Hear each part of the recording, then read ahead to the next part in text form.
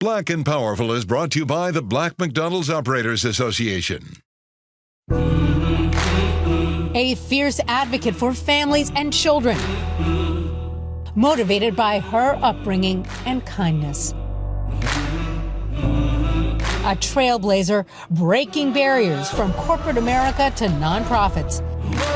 As the first African-American executive and first woman to lead the YMCA of Metropolitan Chicago. Our guest, Dorri McWhorter, Black and Powerful.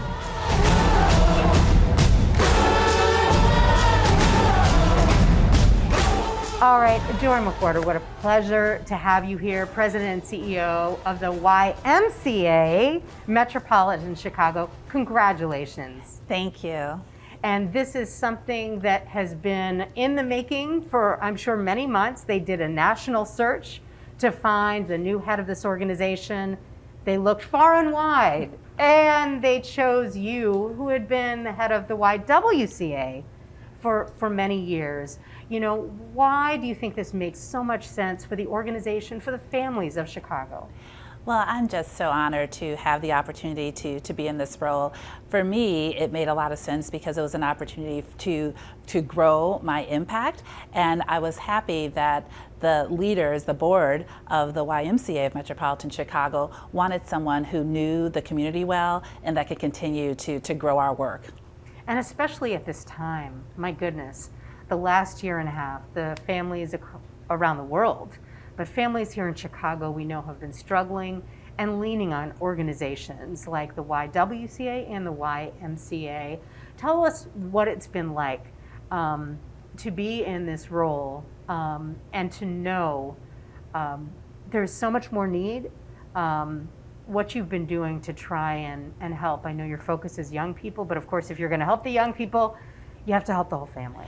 Absolutely. Part of the reason this role was so attractive to me is that we could help everybody, and the YMCA absolutely does. So during the pandemic, especially when it was the tougher times, we're still going through tough times, as you know, but we were able to do food distribution. We were able to leverage our vast facilities to house those that are experiencing homelessness, as well as we still continue to operate our housing services as well. So for us, it really just is a continuing of the work that we have to do every day, but knowing even more people need us and how much more people can we reach. I would also add that during the pandemic and being able to provide essential workers with childcare was something that's also very important. So it's been absolutely a continuation of our services, but as you know, just leaning into all of those areas even more. And give us a sense of how you've been able to do that, because of course, all organizations, all nonprofits have been struggling in so many different ways, but you need to keep your doors open. You needed to be there for those families. How were you able to do that? Well, a few things. We were able to recognize that if we could repurpose our facilities was going to be a big help. If you think about having these courts and being able to have these locker rooms that are part of our sites, being able to use those to house folks during that time was one essential service that we provided. But in addition to that, knowing that again our sites are considered vital community assets, and being able to have people come get food and the things that they needed during that time was also really important for us. And how did you keep workers? Because while they were helping essential workers and folks who were trying to work, how did you keep staff? Well, unfortunately, we did have to lay some folks off during that time, mostly because if our sites weren't fully operational, we couldn't use those folks. And unfortunately, we did have to experience that, but we were able to keep some folks on. They were able to help with those services as well, and look forward to bringing some of those folks back as we've been able to do already. Yeah, where are you now in that process? Well, we're working our way through it. So I'm 2 months in, and hopefully being able to evaluate where else can we use folks and how do we really get our centers as flourishing as possible given the state guidelines and the rules that we need to follow. And your background, of course, is in accounting. So this fiscal responsibility, making sure that the organization is solvent and can continue to do its work. And I'm sure it's one of the reasons why the board chose you, because you made a lot of inroads when it comes to the budgeting for the YWCA. Do you want to share a little bit about how you brought those skills to an agency that truly is here to help the community? Well, when I was at the YWCA, I had the great fortune of being a little innovative and understanding that there are so many opportunities for us to contribute to the community, therefore receive value for that. And because of that, we were able to grow from a $10 million organization at the time to just about $40 million right before I left.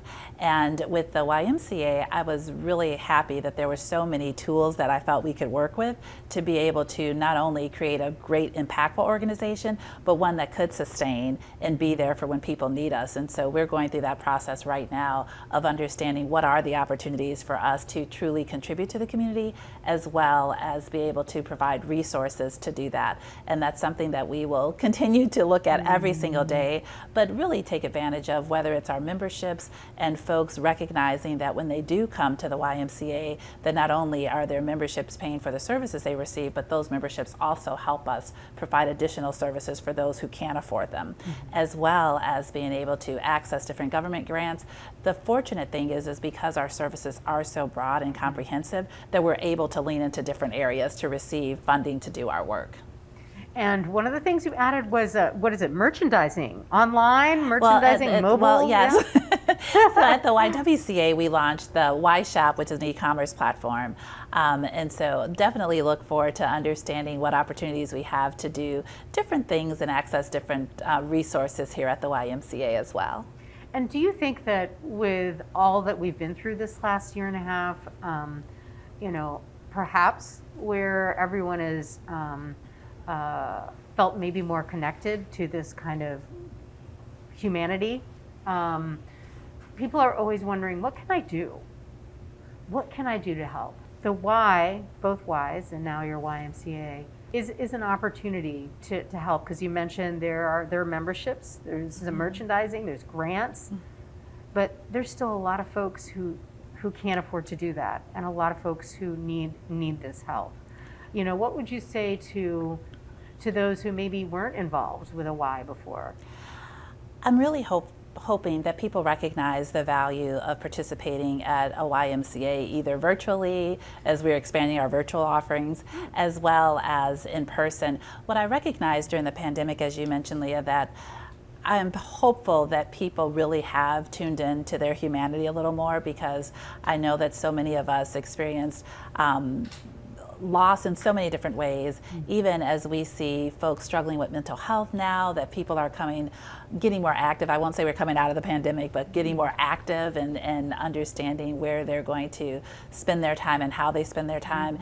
And I believe that at the YMCA we have such a great opportunity to engage everyone, regardless of where they are, and to the degree that people want to give back by going to our sites and contributing, whether we're having food drives there or other opportunities where we can provide scholarships to those who can't afford the memberships.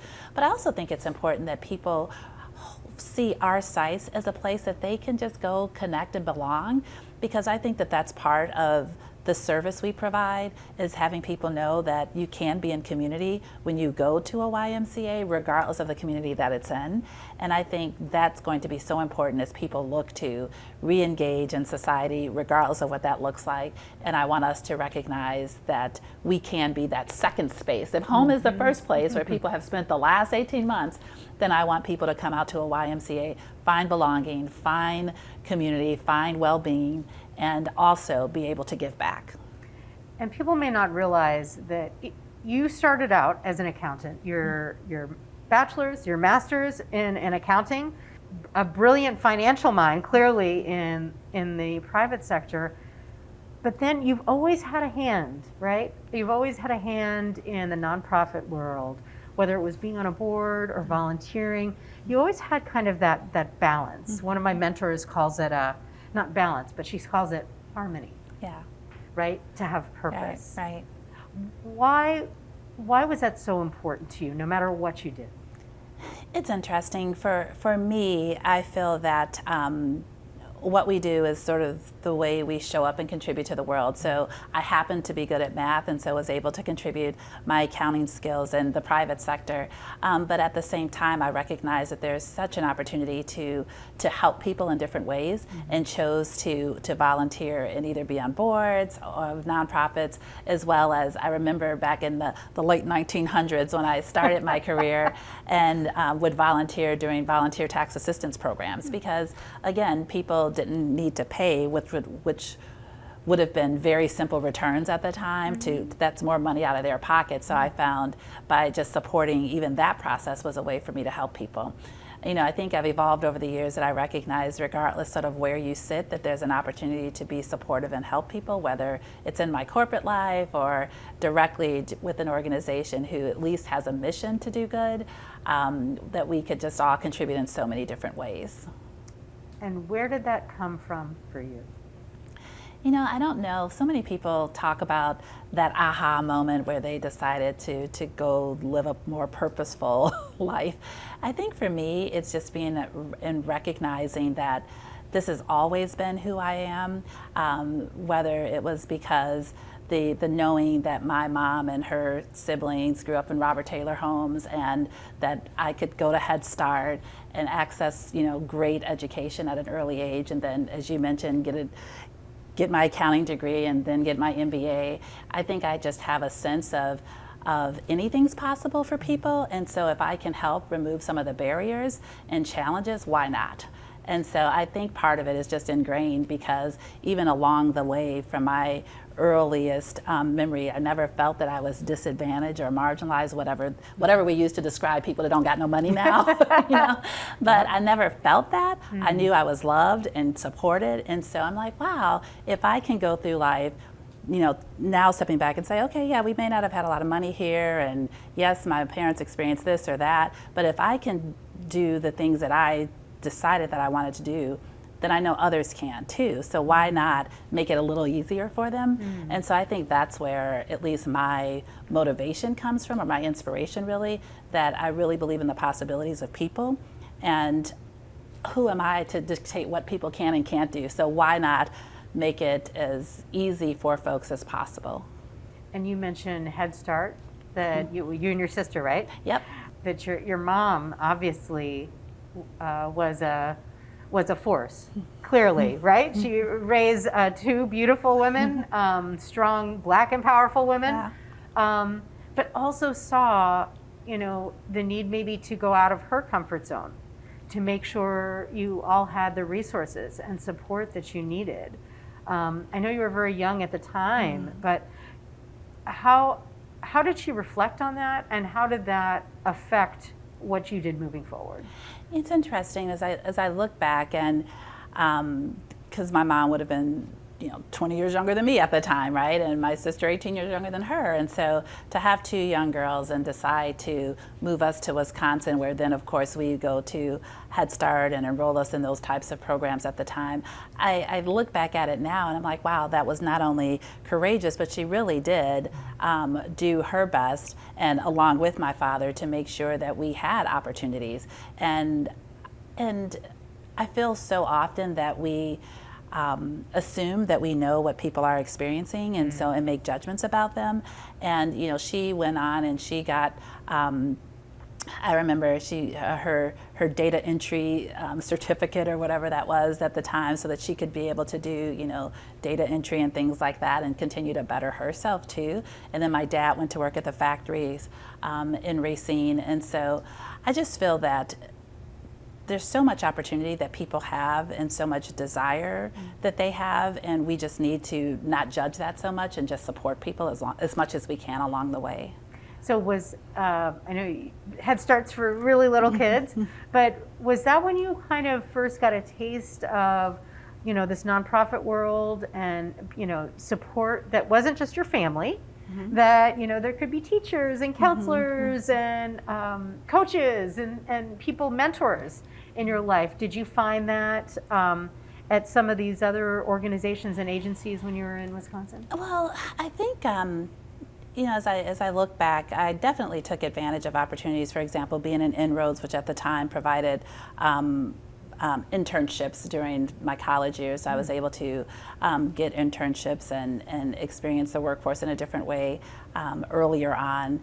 I don't know that it's just, I just feel like it's all of those things you mentioned, right? It's all of those opportunities that, people just doing the best that they can to support you as well. And so I've just decided that if I have the opportunity to support others in different ways and leverage all of the resources we have available to do that, then I'm going to make sure we do. Do you see yourself in some of the girls that come in through these programs?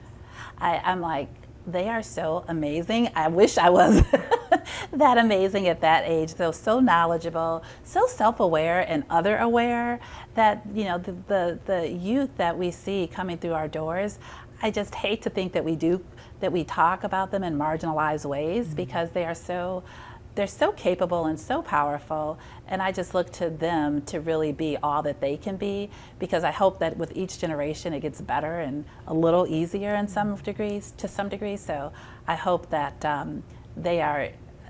I don't see myself because I'm like, they are way ahead of me. I know, they've got like social media, they have outlets. They have it figured out. We have encyclopedias. Yeah, okay? every time they can figure things out. Exactly. Every time I hear from them, I'm like, oh yeah, we're going to be okay.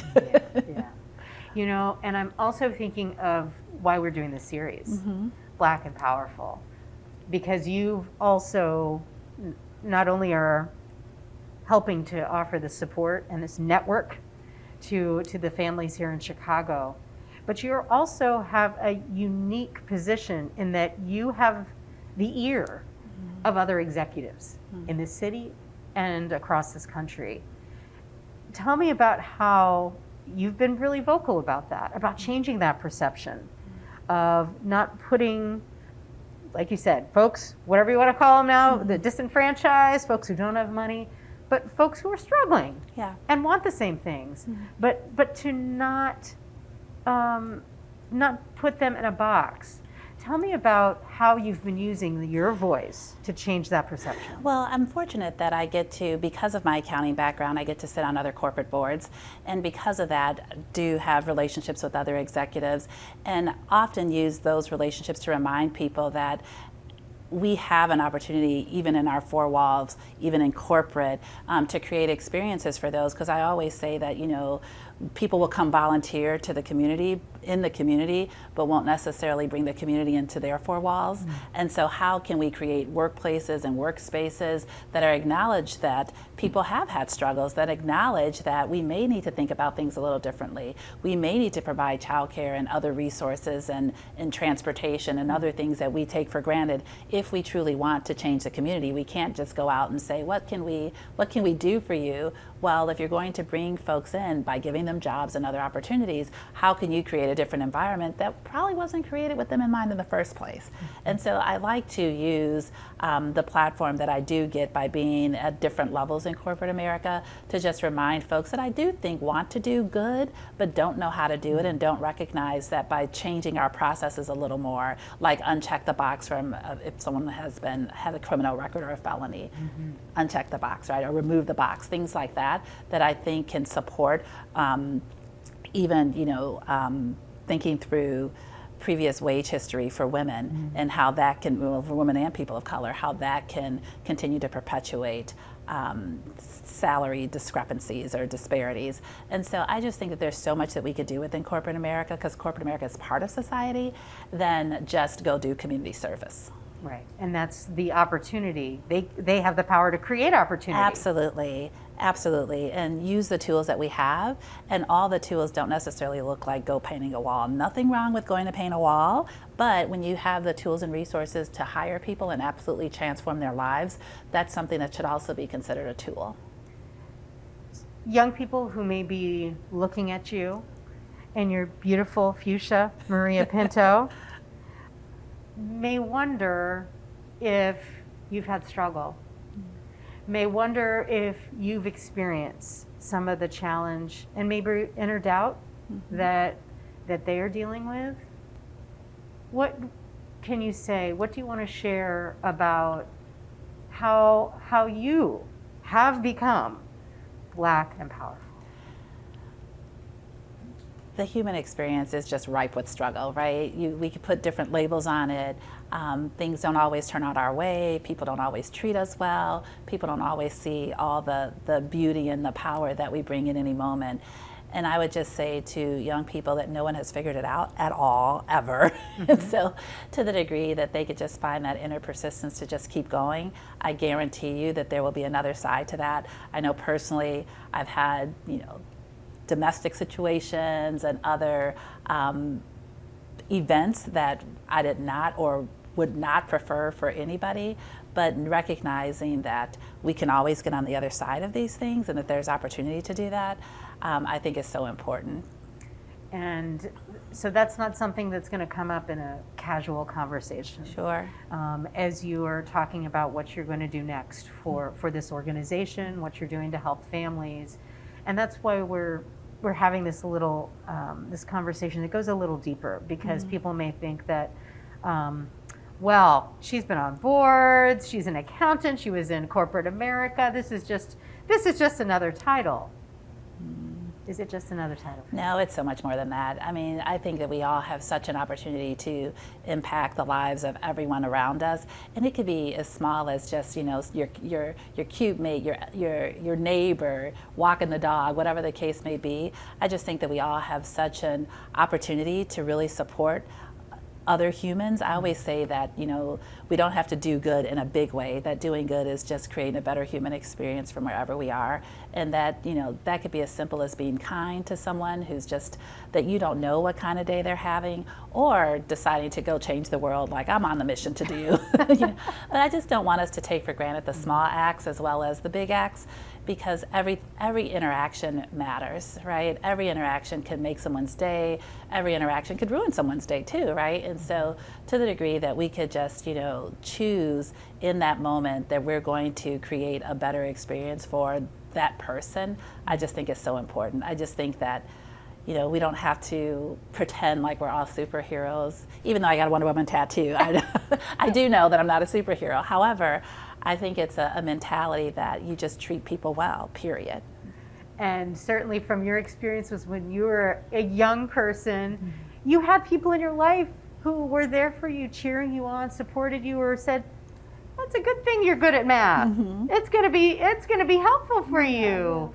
And it sounds like you're trying to create that trickle down to make sure that all the people that the families encounter might be able to offer that little bright spot. My dad, he used to say, speaking of struggles, when I would come home from corporate America and just feel like run over, he would say, Dory, no one is better than you, but you're no better than anybody. And so that humbling effect of absolutely that, you are as valuable as everybody else, but don't forget that there's other folks that are also as valuable, right? And so I do think it's just so important for us to recognize that,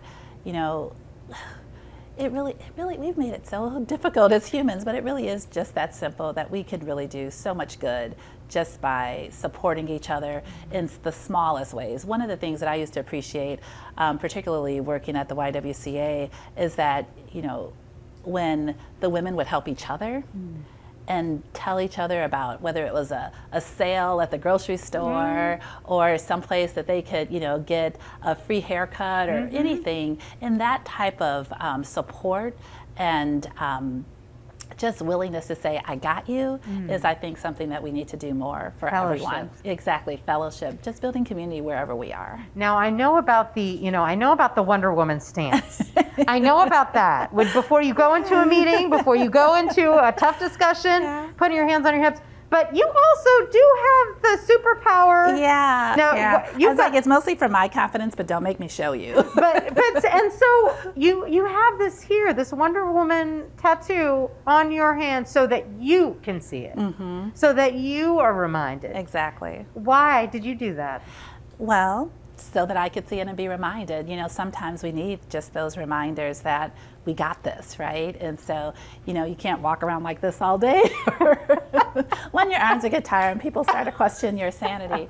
But, sometimes you just need that little reminder that, hey, you got this. And so that's my way of doing that for myself. Beautiful. Thank you so much for taking thank a you. few minutes to talk. I know this is a relatively new appointment during a difficult time in our history. But grateful for you, grateful for what you're doing, and grateful for you taking a moment to go a little deeper so that young people and even the moms and the dads out there might be able to see a different side of you and maybe feel even a little bit closer to you when they walk into one of your centers. Thank you so much. Thank you.